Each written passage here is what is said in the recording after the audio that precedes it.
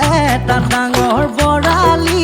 গোটে গাঁৱত বিলাই দিম ৰঙা ফটকা ফুটাই দিম ঐ গোটে গাঁৱত কাগজ কৰি দিম বোলো গোটে গাঁৱত কাগজ কৰি দিম যিদিনাখন ভনী ঐ তোকে বিয়া কৰাই নিম